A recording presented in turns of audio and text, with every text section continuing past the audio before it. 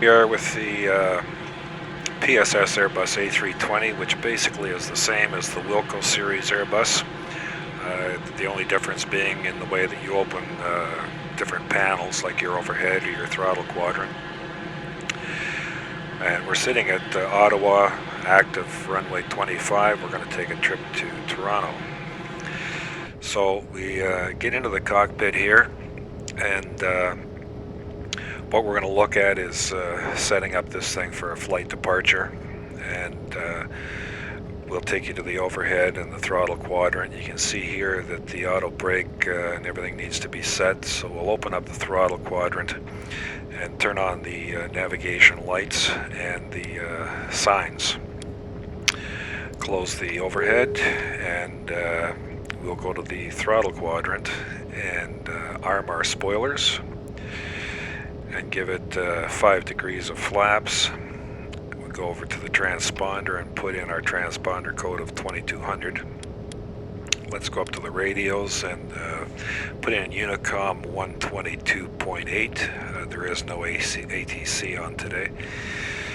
We'll take the 122.8, click it over and make it the active for COM 1, and there's your active Unicom right there. So everything's set and ready in the throttle quadrant to close that up. Okay, the next thing that we're going to want to do is arm the auto brakes.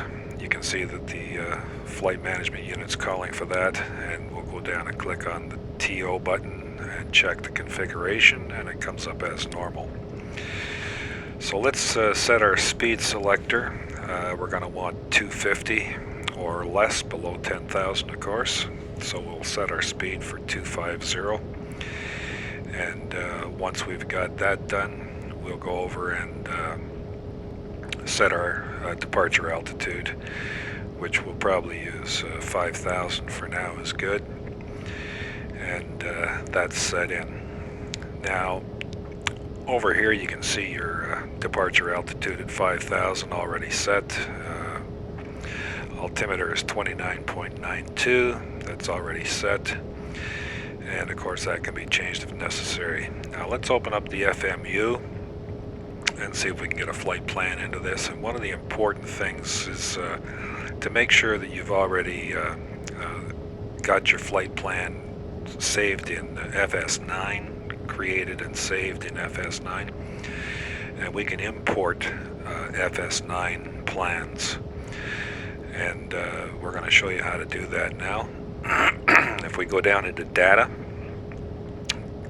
there's import FS route, and click on that, and we're looking for Ottawa to Toronto, and we'll select the Ottawa McDonald Cartier to Toronto, and then we'll go over and you can see there CYOW, CYYZ is the company route, and we'll click insert, and that's going to insert that FS route. There's the route loaded, and you can see the route there on the screen. And you can change the range on this too. Right now the range is 12.5 miles or 20 miles. You can move that up and down. There's the 300 mile range. You can see Ottawa and Toronto and your active route. Now you can also click over into flight plan. We'll take that a little later. So to get rid of this now, you've got the route loaded. Click on the clear button and that'll get rid of that for you. Click on the initiate, and we're going to align the IRS. Just go up and click align IRS, and that's taken care of. And the next thing you want to do is the performance, and right click on these buttons, and it automatically puts your V1, your rotate, and your V2 speeds in for you. And that's a right click on those in the PSS. There's our flight plan, Ottawa. You can scroll up and see a little further. There's Toronto and YSO, and the flight plan is in. Now we're going to make some modifications to the flight plan because we want this thing to actually fly itself all the way in and land it, and we're going to go through that now with you.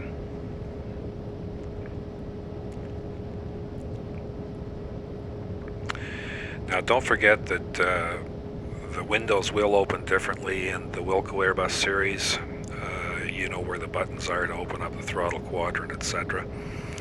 And looking at the charts, we're going to want to cross CYYZ at 7,000. We're planning on 24 right arrival, so we want to change and put CYYZ in here. Get yourself a good set of charts, easily downloaded from the internet. Okay, we're going to type CYYZ, and we're going to click right there by CYYZ, and there's CYYZ is put in. And you'll see the flight plan discontinuity. Don't worry about that right now, but they do have to be removed. The next waypoint after CYYZ is TULOT, so we're going to type that in, TULOT, and enter that, and there's TULOT in. And this flight plan is going to bring us straight into 24. We're going to set the landing, and it'll take care of all that for us. Ebdal is the next waypoint. We don't want the one that's 5,000 miles away. We want the one that's 187, so we'll accept that. And there's Ebdal in. Now, looking at the chart for 24 right, there is one waypoint that shows up on the actual 24 right chart, and it is before Ebdal. So we're going to put that one in and make sure that this is the proper flight plan. So we want to put the other one in here. And the other waypoint is PICMA. So we'll type in PICMA and we'll put it in here. Now, you'll see the flight plan discontinuity. Just click on the clear button and click on that, and there's PICMA in. Now, actually, I've got this in the wrong place, so we're going to take PICMA back out. It should have been after TULOT. So we'll actually remove this waypoint. I'll show you how that's done. And there's PICMA. We'll go down and click on clear and click on PICMA, and it's gone. Now we're going to put it under TULOT this time because the approach is TULOT, PICMA, and then Ebdal. So there's our route in. Scroll down. We're going to, there's another one too also, is NOAA. And NOAA is on the final approach. Move this up, clear that flight plan discontinuity. Make sure that those flight plan discontinuities are all gone. And there's your approach for 24 right. Now if we go up here and click on plan, there's the actual flight route that we're going to use. You can zoom in, zoom out by changing your range. There's Toronto, showing the route in that we're going to use. And you can scroll your screen up and down here on the FMU, and that will also change the readout on the dash there, so that'll give you a good idea of your flight plan. And basically that's it. Flip this back over to ARC and get our range out, and we're all set. I believe we're good to go, and let's close this FMU, and well, let's set the radios here. The ILS frequency for the localizer for 24 right in Toronto is 109.3, and we're going to just click and put that in. And we're also going to put it into the VOR2 as well, just as a backup, 109.3.